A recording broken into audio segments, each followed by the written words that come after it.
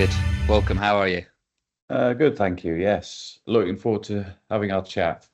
Yes, good, good. Thanks for joining us today. I appreciate it. It'd be great if you could kick us off, talk us through the early days of Charles, where you started in life, your earlier career, I believe, as CEO at NASSTAR, and how that kind of journey unraveled itself and navigated you through to today to becoming co-founder and CEO of Sen. Yes, so the story of Sen really does start a long time ago. And I was also interested in space growing up as a child, and sort of from the age of about 16 thought I want to do entrepreneurial things. I want to start a company. So I spent a lot of time thinking about what sort of business I would like to create. And I looked at all sorts of ideas and eventually decided that the best thing to do would be to send video cameras into space to give the overview effect, the same view of Earth from space that astronauts experience, and to be able to share that with everyone. But it was a difficult time to start a business like that because it was TV broadcasting, there was no global internet, and space was very much government agencies. So I did a law degree, kept my parents happy that I was doing something sensible. And I enjoyed doing that, and it's very useful in business actually to Yeah. understand law. And I was able to study various areas that I was interested in. And then I started NASSTAR, and the original idea for NASSTAR actually was the company was originally called Space Internet, and I thought, right, it was really the same vision of I want to send video cameras into space. How do I get started? Well, I'll start by trying to make TV shows about space, and then and build it from there, and then generate enough money to launch satellites.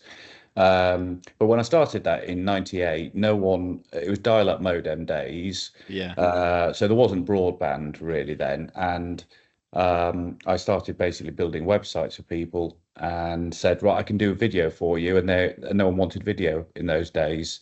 So this is obviously before YouTube and the internet. So I ended Yeah. up like building and hosting websites. Then you sort of play the hand of cards you dealt. So the opportunity then became hosting more and more websites. And so that sort of grew. And then I saw that the next wave of the internet, once broadband did emerge, was hosting other software applications in the cloud. So going beyond just websites, but then hosting software that you'd normally install under your desk on your computer could now be delivered in the cloud with high-speed broadband. So we introduced those sorts of services.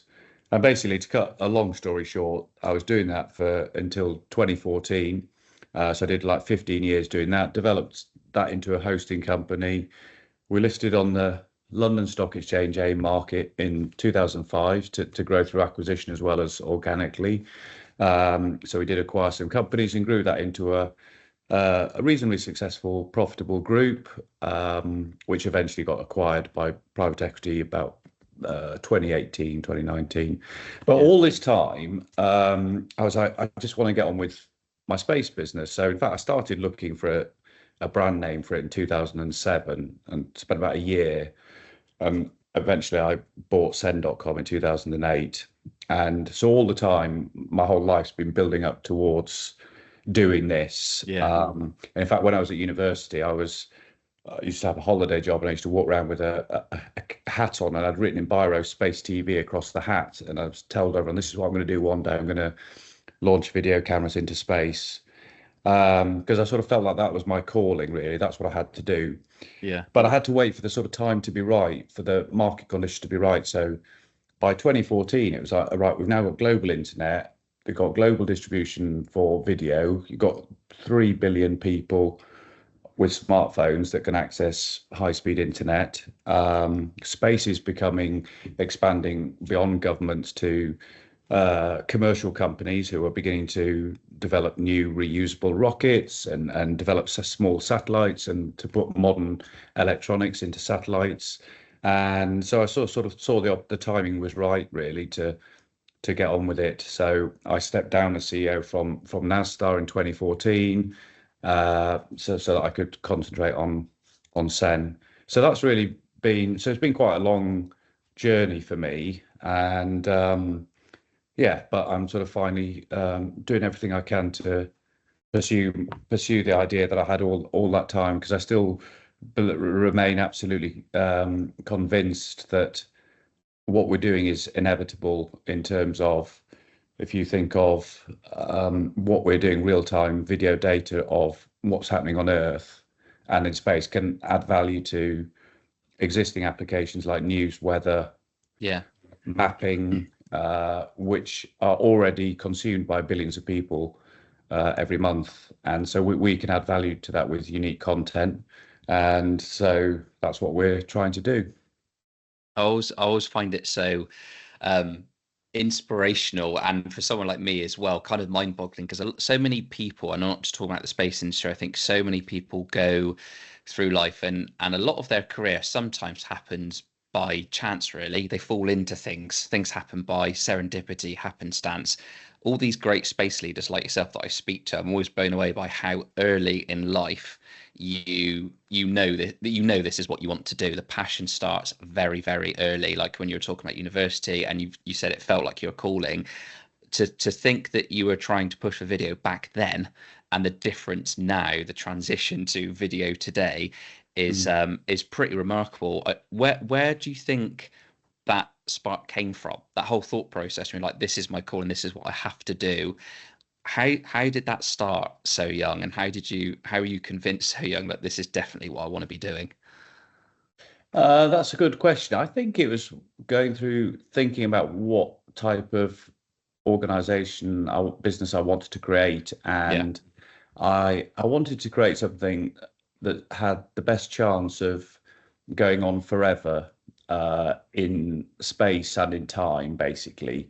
And I thought the thing is about news, if you're gathering news and information about what's happening on Earth and as we go beyond Earth, as we explore space, I just thought the idea of sort of capturing that imagery and almost like creating this mirror digital electronic solar system and universe would give us the best chance of humanity of creating something that was lasting and could go on forever.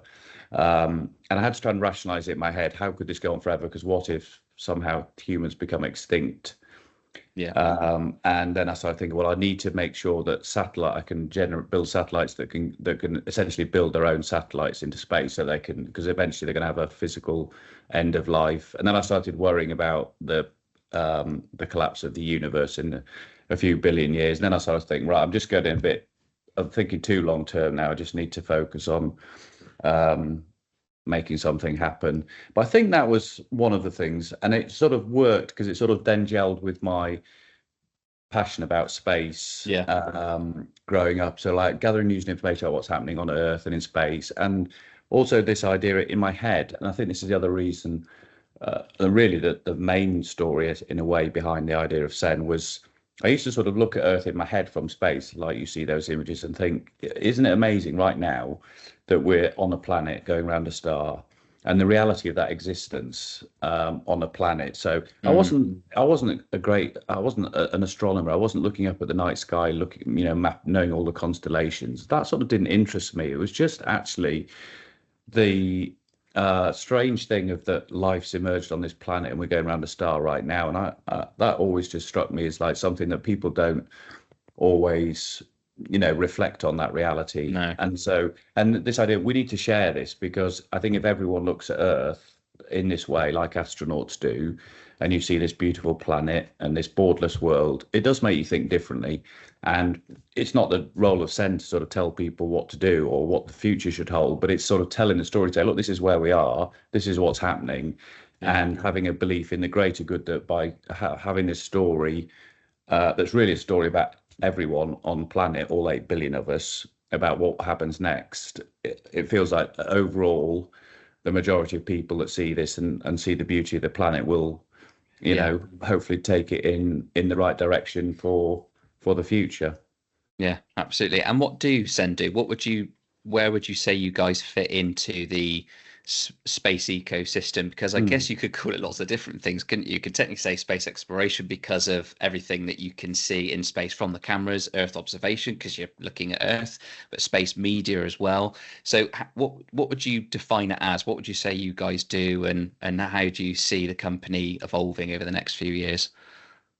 Yeah, so I see if you think about space infrastructure, maybe divided into four main areas. One Yeah, is sort of launch and transport, really. And that's the likes of SpaceX and Blue Origin and Rocket Lab and so forth, building vehicles to get people and cargo into space. Then you've got habitat, which are, we know there's a number of companies working on private space stations. And the idea, obviously, if people are going to eventually live and work in space a lot more, then we need habitats. And then there's the communication layer, which is being addressed by SpaceX Starlink and Blue Origin Kuiper and OneWeb and others. So we're really the information layer. So we are the storytelling, information, data layer of space.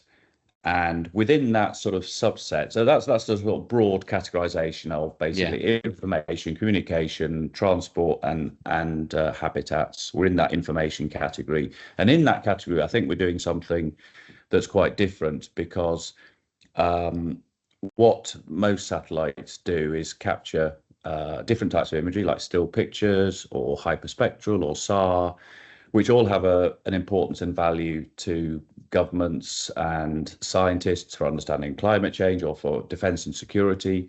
But I think what's missing from this whole information layer is simply if you like, the Google layer of people, consumers want to be able to search and access and see what's happening. yeah, And that's really where we come in and we're doing it with video. So with video from which you can derive a lot of additional information. So there's AR, VR, there's all sorts of additional layers you can add to video, but the basic layer is video and live video. So it's all in real time is the focus, and it's for the consumer. And I think that's the other yeah, big difference from certainly I don't view us as a Earth observation company. The Earth observation industry themselves don't seem to have any interest in what we're doing. It's like no one's interested in video, and that's probably because um, businesses aren't interested in video. So there's no real sort of B2B Earth observation market for video yeah, because things like SAR can answer the questions better. You know, taking those still pictures, taking really high resolution imagery through cloud or at night, they can answer the questions that businesses want to know. But I'm a great believer that space is really between governments and consumers, and for governments in terms of environmental monitoring, defence and security, and weather, and then for the consumer really for all of the products you derive from it. So we're a little bit more like if you think of GPS, for example, that's a space technology.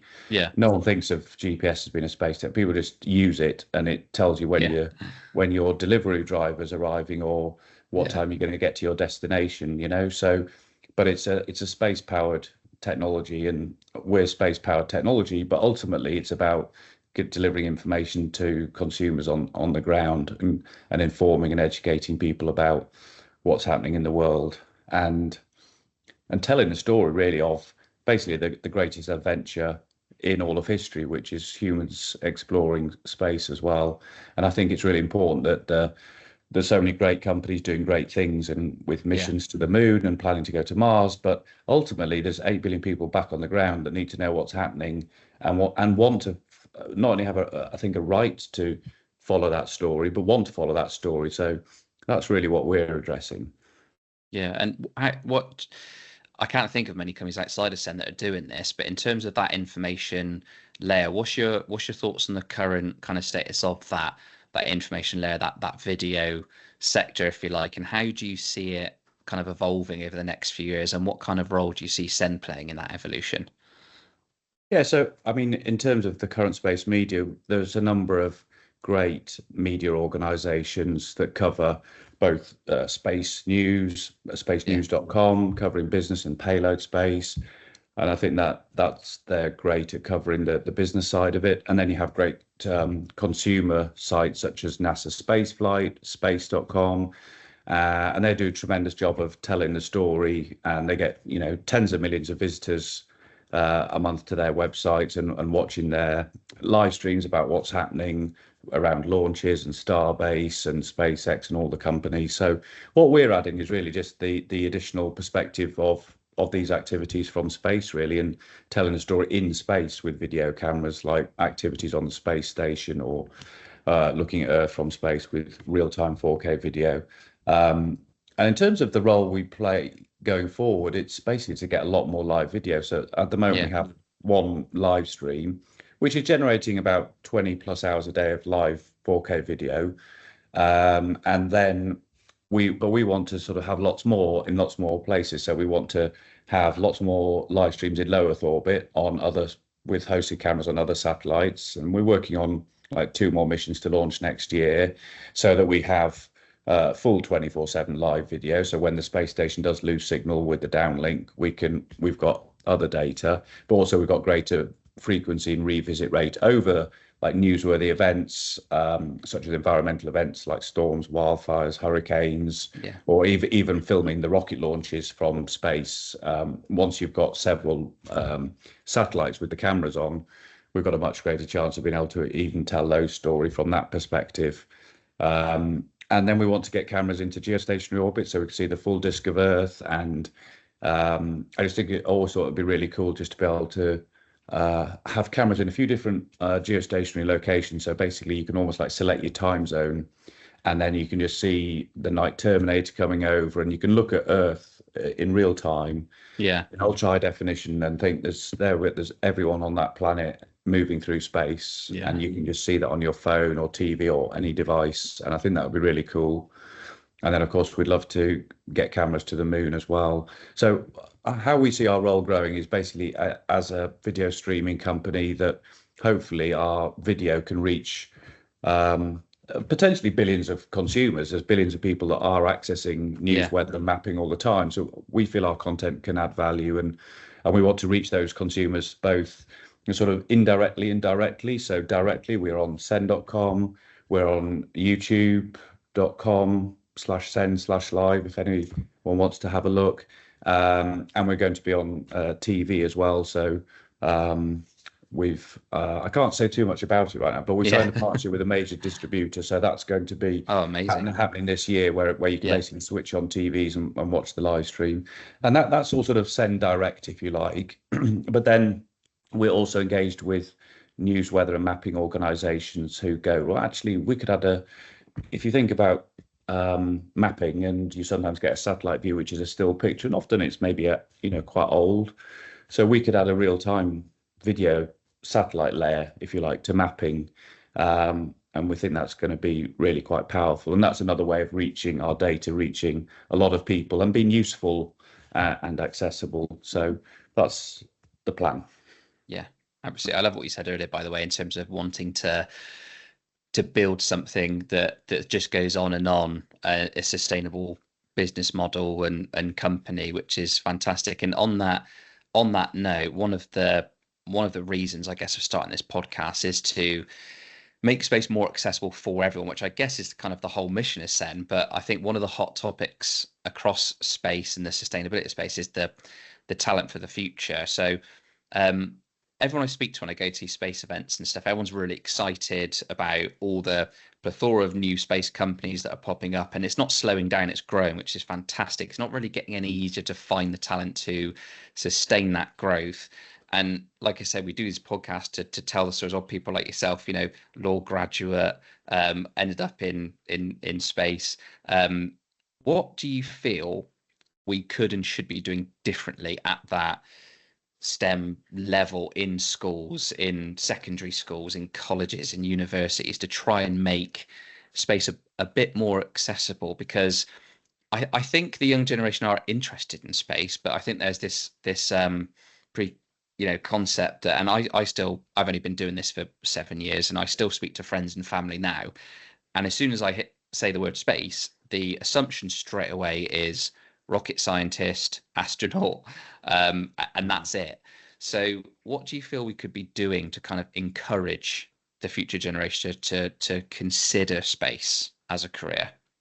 Well, I think first of all, EVONA are doing exactly what's needed, which is basically trying to take space mainstream. As you say, it's the same Yeah, thing what we're trying to do with Sen. We're not trying to just appeal to space enthusiasts. We're trying to appeal to the public because it's about what's happening. So in terms of, and you're right, the perception with space is like, okay, you've got to be an astronaut or you've got to work at NASA, or probably now people have heard of SpaceX, and it feels yeah, like that's your career choice. But actually, it's not, and it's that there are so many roles in the space industry. Everyone, I think, is with the common feeling of, we're passionate about space. But from social media to designers to building apps to coding, there are so many roles in the space sector. You don't yeah, need to be a scientist. You could be an artist, um, and bigger, to communicate what's happening, you need, beautiful imagery and beautiful designers.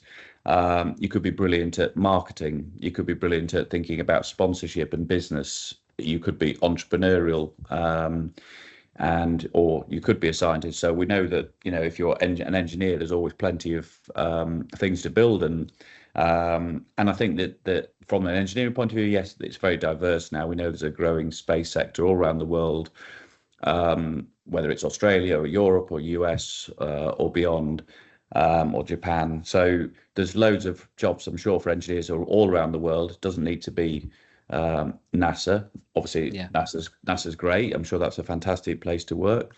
But there's plenty of other opportunities. You don't need to think about, I've got to go and, pack my bags and somehow go and get a job at NASA to be in the space sector. And then you need to think of, well, also I could be involved in the space sector in my capacity, and maybe I'm not very good at, maybe I mean, I don't have a good engineering or maths brain at all. I'm sort of more artistic, if you like. yeah, But that doesn't mean you can't get into the space sector, because there's a role for people with those skills. So I think, and what EVONA are doing is trying to take space mainstream and communicate that message. And I think we just need more of that. And then maybe, and I know some of our team are, happy to help with. I know Elandra, one of our electronics engineers, she's working with STEM and women in yeah, engineering, and doing placements and trying to encourage people. Look, it doesn't matter what your background is or anything else. There's opportunities in the space sector to work. And then, yeah, we've got quite a lot of, there's very few of our team, we're quite a small team, there's very few of our team are sort of hardcore background space engineers. We have a yeah, few, but lots of them come from different industries. In fact, one of our lead systems engineers actually started doing mechanical engineering, was doing cherry pickers, and cranes and things like yeah, that. But then obviously did a degree in engineering and the masters in space engineering. So he's come into it that way. Um, our sort of chief technology officer's background was in sort of engineering in the medical sector, yeah, but was passionate about space. So when the opportunity came into it. And then we have engineers that were just coding in certain languages, which are not sort of space specific. If you're working on Linux or something, it doesn't, you could be in any other industry and think, well, actually, I could start doing that code for a space company. So yeah, you might be a brilliant software engineer and have no experience in space. It doesn't mean there aren't opportunities to work in space. If that's what you feel is, a cool industry to work in.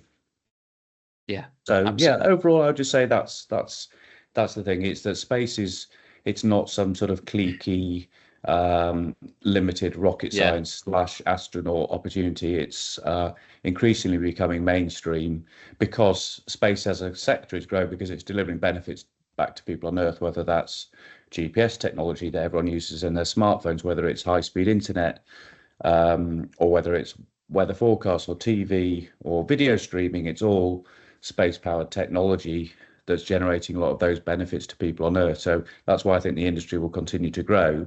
And as it grows, yeah, we need everyone. You need artists, engineers, yeah, software coders, human resources managers, lawyers, everyone basically. yeah, absolutely. And I guess keeping on that kind of theme of inspiring the next gen of talent, whether that be an individual contributor like you've mentioned there, space law coders, engineers, or the next aspiring space tech founder or entrepreneur, what would you say so far are the biggest lessons you've learned over the course of your career? What are the biggest lessons? I ultimately think you've got to, when it's think of yourself on a Sunday night and think you want to be thinking, oh, it's work tomorrow. That's good, as opposed to Yeah. I've got to go back to No work tomorrow. Sunday night I fear. mean, Yeah. to be honest, you can work in the most exciting industry in the planet, and you'll still have days and weeks when it's like everything's against you, Yeah. and you think, oh, work's hard, you know. But that's the same wherever you are. But try and just pursue something which makes you happy. Where you have a passion, and then because obviously everyone has to work, as I say, and ultimately work's work. So you've got to try, if you can try and enjoy it and be working on, you know, missions and projects that ultimately are, you feel are for the benefit of people and are good and exciting, then I think that makes yeah, life more enjoyable. So that's the biggest lesson, really. Pursue Yeah. your passions ideally, and I'm sure there is a role in the space sector if you're passionate and focused on being the best that you can be in any sector. Then there will be opportunities in the space sector as well if that's where your passion lies. Yeah, absolutely. And a lot of space leaders like yourself I speak to that have space companies, regardless of what segment of the space ecosystem it's in, they all seem to have this great sort of culture in the business because everyone's on that collective mission. Everyone kind of has that passion, that interest in space, whatever that might be. What do you Mm. feel, what does a strong workplace culture look like for you? What do you think of the like sort of the core ingredients required to be a successful business in space? I think you've identified it really with that common cause, Yeah, and if you and it's my role within my business sort of communicate that vision, and I'm fortunate to have an amazing team of, well, I define them really as being self-managers because yeah, they all know what their role is, and they sort of manage themselves. They don't need chasing up and doing that because they've got this desire to, they believe in what we're doing, and there's a passion for doing that, and so we're all on the same page trying to achieve something that's hopefully new and exciting. So I think ultimately the best work culture, and especially with hybrid working and a lot of remote working, and our team are diverse in yeah, the US, Australia, France, the UK. So there's a lot of Slack and Teams, and good yeah, communication is important, and self-management, because especially with a lot of home working, you've got to be able to sort of discipline yourself, and hopefully that will, if you're passionate about what you're doing, that will come naturally that you want to get on and do that. So self-management, good communication, and a common cause are probably sort of the ingredients that make a really positive workplace experience. yeah, absolutely. And one of the other consistent themes I've kind of identified through speaking to space leaders like yourself is it sounds like an obvious subject, but it's the importance of mentors. And I don't mean just kind of like one mentor that you have throughout your whole life and your whole career. You have different mentors for different seasons in your careers, but that's one of the consistent themes I've really kind of identified is that the importance of mentors. So the reason I bring it up is because I think it sounds obvious to a lot of people, but I think the sounds like I'm picking on the younger generation. I'm not, but in terms of speaking to those people and kind of getting across the importance of mentors, how would you I think a lot of people, I certainly didn't when I was younger, like I wouldn't have even known where to start with even finding a mentor, you know, identifying someone that you can learn from and different stages of your life. So what would you say, how is best for people to go about identifying mentors in different kind of stages of their life, building those relationships and kind of stressing, I guess, the importance of that relationship having an impact on their development and their career? Do you know what? I'm not sure I've got much experience or advice around mentorship. Yeah, I think it is important, but yeah, all I can give you is in a way like the slight other perspective. Like I mean, I have people that I find very inspiring as leaders from the people, amazing people from Steve Jobs to Charlie Chaplin. So I think yeah, I think it's good to have people that inspire you and that you want to be like.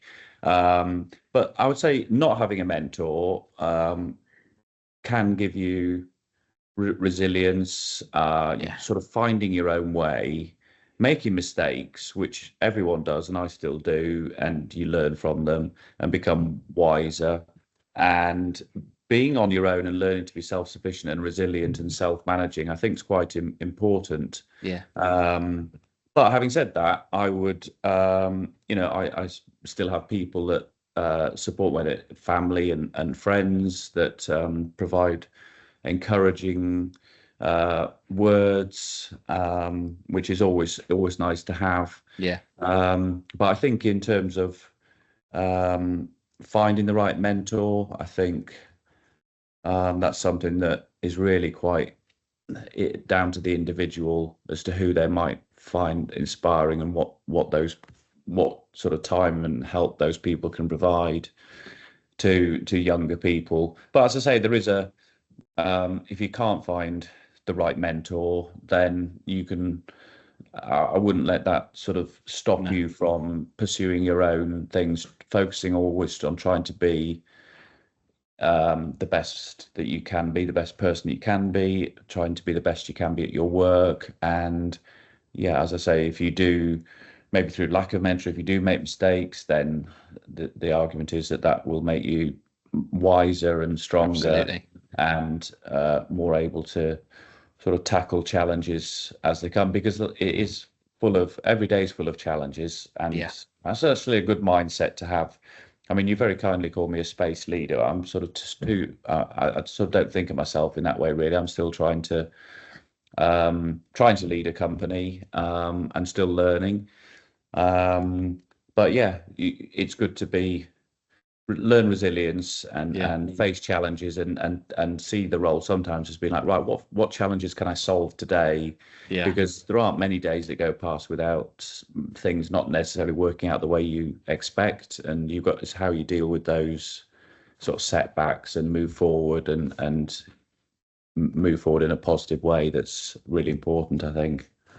Yeah, absolutely. I love that. And final question for me today before we wrap up here. Absolutely love that. It's fantastic. If you could take all of your experiences, all of the wisdoms and those lessons you've learned over your career, and kind of distill all that down into one piece of advice to someone from who's the person we're kind of talking about, who's on the outside looking in at the space sector. They could be technical, they could be non-technical.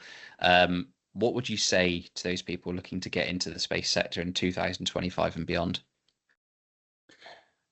I would say, well, first of all, if you want to get into space sector, that's because you have to pursue something that you're passionate about and want to Yeah. enjoy. And space is cool, and it's a great sector to be in.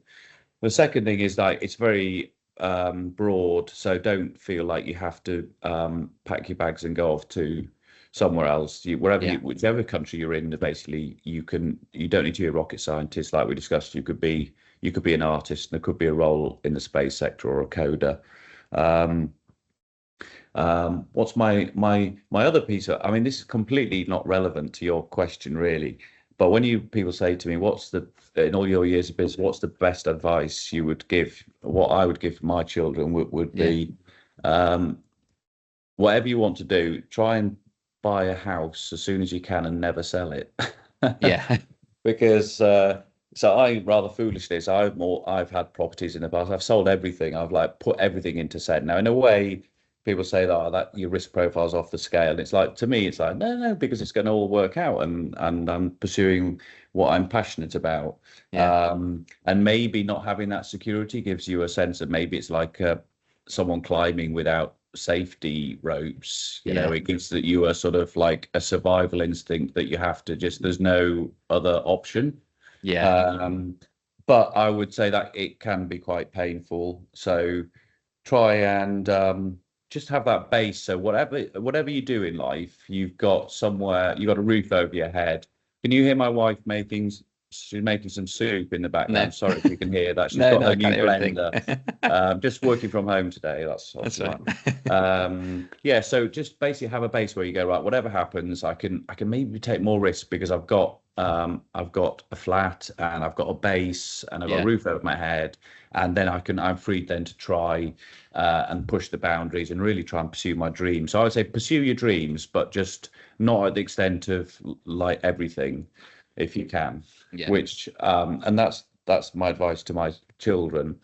But yeah, that's probably doesn't answer your question very well. But No, no, it's sound advice. It's great having that, having some sort of cushion, some kind of security blanket to fall back on makes it. I think there's an argument for both, isn't there? There's an argument for what you said, where it's actually it gives you that edge that there is no other option here. There's no plan B. I'm all in. It's this or nothing, which gives you an edge. And on the flip side, if you do have that cushion, that security blanket, you can probably cope with these daily challenges a bit better. Not everything feels like a disaster when it goes wrong. So yeah, no, sound advice, absolutely love that. yeah, Yeah, Charles, fantastic. Thank you so much for joining us today on the podcast. Can't wait for you to see the finished result and the episode. I'll get that over to you. And yeah, have a great weekend. It's been great speaking with you. Thanks for coming on today. Appreciate it. great. Thank you, Richard. It's been a pleasure to speak with you. Excellent. Thanks, Charles. Take care. Thanks a lot. Bye.